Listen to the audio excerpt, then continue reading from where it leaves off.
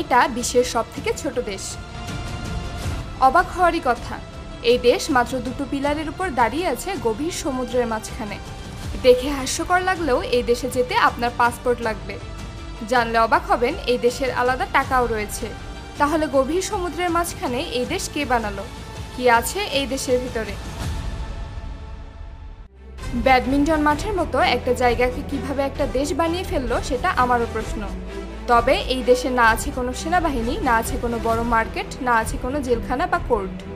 যদিও এই দেশের জনসংখ্যা মাত্র 27 জন। কে অপরাধ করবে আর কে কাকে জেলে দিবে? অদ্ভুত এই দেশটার নাম সিল্যান্ড। এটার আয়তন মাত্র 550 বর্গ কিলোমিটার, মোটামুটি একটা বড়সড় ফেরির মতো আর কি।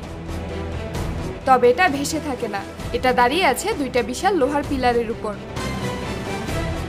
আশেপাশে কয়েক শত কিলোমিটারের মধ্যে কোনো দ্বীপ বা কোনো ঘরবাড়ি নেই, চারদিকে শুধুই পানি। তবে এখানে যেতে হলে আপনাকে হেলিকপ্টারে করে অথবা বিশেষ নৌকায় করে যেতে হবে। এই প্ল্যাটফর্মের উপরের দিকে একটা হেলিকপ্টার ল্যান্ডিং প্যাড রয়েছে। তবে মজার ব্যাপার হচ্ছে, আপনি চাইলে সে দেশে যেতে পারবেন না। সে দেশে যাওয়ার আগে আপনার দরকার হবে পাসপোর্ট ভিসা। আপনি অনলাইনে বসেই সে দেশের ভিসার জন্য আবেদন করতে পারবেন। এই দেশে 13টা বেডরুম, 4টা বাথরুম, 3টা কিচেন ও 4টা স্টোর রুম রয়েছে। জানলে অবাক হবেন, এখানে একটা ছোট ব্যাংক রয়েছে। সেখানে আপনি সে দেশের মুদ্রা কিনতে পারবেন, কারণ এই দেশটা ছোট হলেও এই দেশের আলাদা মুদ্রা রয়েছে। অনেক পর্যটক তাদের এই মুদ্রা কিনে নিয়ে যায়।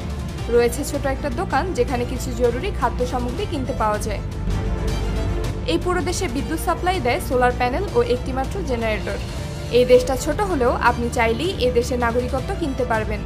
এর জন্য আপনাকে খরচ করতে হবে প্রায় 50,000 টাকার কাছাকাছি। অনলাইনে গিয়ে টাকা দিলেই তারা আপনাকে পিডিএফ পাসপোর্ট, সনদপত্র আর বংশগত উপাধি দিয়ে দিবে। জানলে অবাক হবেন, এই দেশের আলাদা একটা ফুটবল টিম রয়েছে যারা আন্তর্জাতিক ম্যাচ খেলেছে, তাও আবার নিজেদের জার্সি পরে।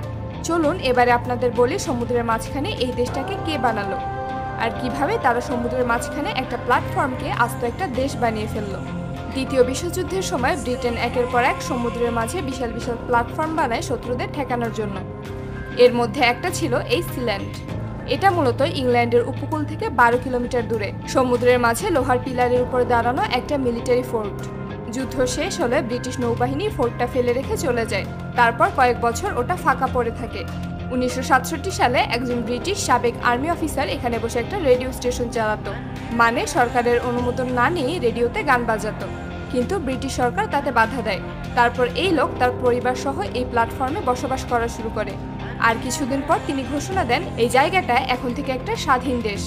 এর নাম দ্য প্রিন্সিপ্যালিটি অফ সিল্যান্ড। আমি এই দেশের রাজা প্রিন্স রয়।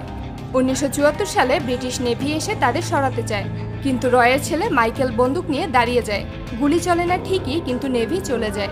পরবর্তীতে নেভি ব্রিটিশ আদালতে মামলা করে, কিন্তু আদালত বলে এই জায়গা ব্রিটেনের জলসীমার বাইরে, তাই ওই জায়গা আমাদের এখতিয়ারে পড়ে না। এই একটা লাইন সিল্যান্ডকে একটা আলাদা দেশের পরিচয় দিয়ে দেয়। দেশের মূল মালিক রয় মারা গেছেন, কিন্তু তার ছেলে মাইকেল এখনো প্রিন্স অফ সিল্যান্ড হিসাবে দেশ চালান। বিশ্বের অনেক পর্যটক এই দেশে ঘুরতে যান। তারা সেখানে রাতে থাকেন, কেউ কেউ আবার সে দেশের নাগরিক হয়ে যান। আপনি আমি এটাকে দেশ হিসাবে না মানলেও জাতিসংঘ এই দেশ নিয়ে কখনোই কিছু বলে না। এমনকি বিশ্বের বিভিন্ন দেশ এটাকে স্বাধীন দেশ হিসেবে স্বীকার করে।